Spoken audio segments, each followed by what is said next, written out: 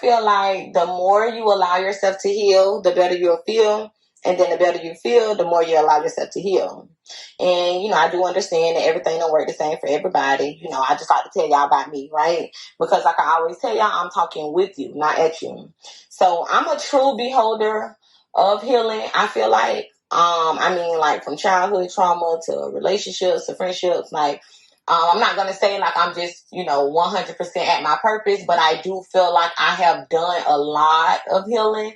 So let's talk about it. She's going to be really missed. Everybody everybody love her. She don't have an enemy to this world. For me, it was, this is not real. I'm being pranked. I'm being punked. So it's like, this not real because it's like, no, this is not real. But in actuality, it really was real. Smith leaves behind 4 daughters from 1 to 9 years old. I love my mommy.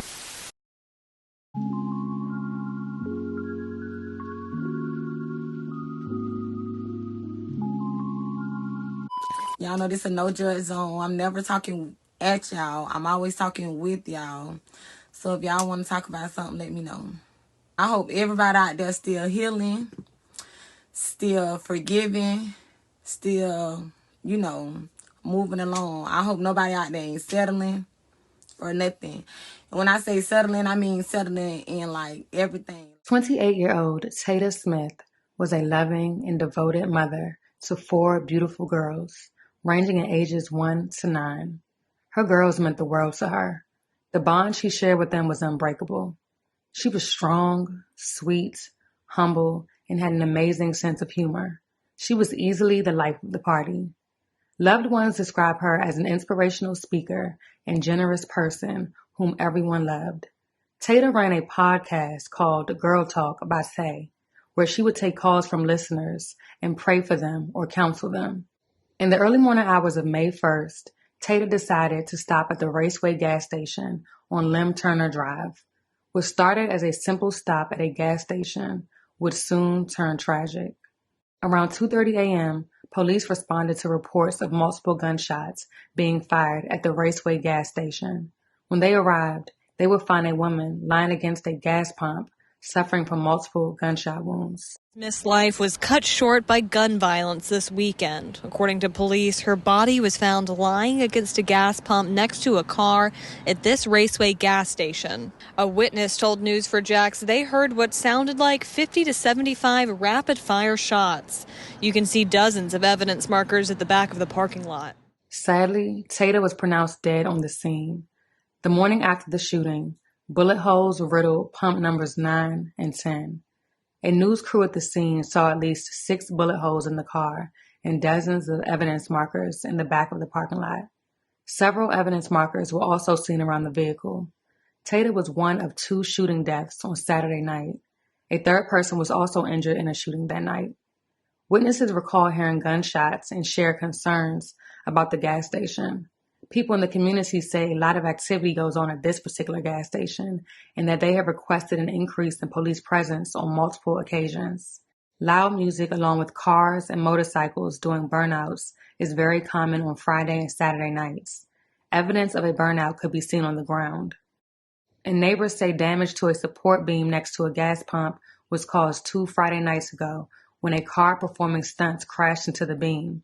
Neighbors also stated that gun violence near the gas station is also a problem. On Friday night, multiple shots were fired near the intersection of Smyrna and Ida Streets, which is less than 500 feet from the entrance to the gas station. According to a JSO crime map, which was adjusted to show crimes within a half-mile radius of the gas station, there has been 1 homicide, 2 incidents of shots fired, an armed robbery, 5 assaults, and 8 thefts, all reported in the area within the last 4 weeks. Tayda's family was completely shocked and devastated.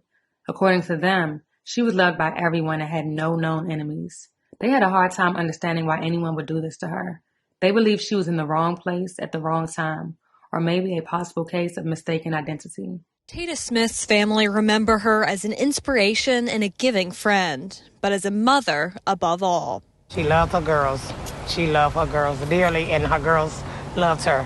Smith's mother, Tanika Bird, says her daughter had a podcast where she would pray for or counsel the listeners who called in.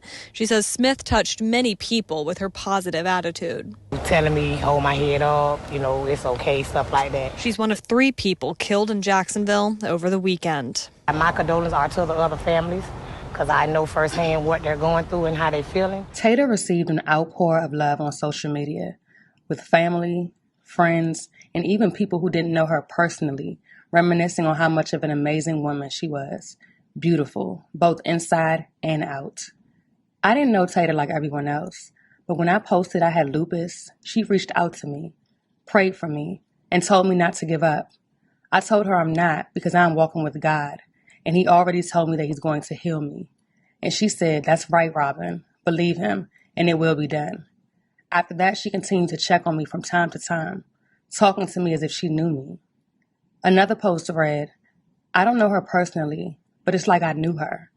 I don't speak on people dying, but me and this girl wrote each other our entire pregnancy, asking each other questions, seeing what works for one and what didn't work for the other, and to see which one of us will have our baby first. Every day, like we were best friends. My father passed, and she kept writing me, telling me she never saw me that sad. She spoke life into me and told me to keep my head up. It was like I knew her for years, but I didn't. This will never be okay. I pray your girls feel your presence every day." The Jacksonville Sheriff's Office said the investigation is ongoing. No arrests have been announced. Once I, continue to grow older and mature and learn life, and most importantly, let God in, that's when my forgiveness was able to be, a breeze. And I'm not going to say a breeze because, even within, sometimes I have to sit down and think to myself, like, okay, Teddy, you got to let it go. Like, I'm not perfect. I tell y'all, like I told y'all last week, I'm talking with y'all, not at y'all, So, and it's a lot of us out there, we are so stuck on that we're never going to forgive somebody, but we also are needing to be forgiven. We are needing to be forgiven. Everything we did wasn't perfect, even if it was not with ill intent. You don't know who feelings you've hurt or what situations you've been put in to, make somebody feel some type of way. So they're waiting on, to forgive you as well. A lot of us don't want to own up to that.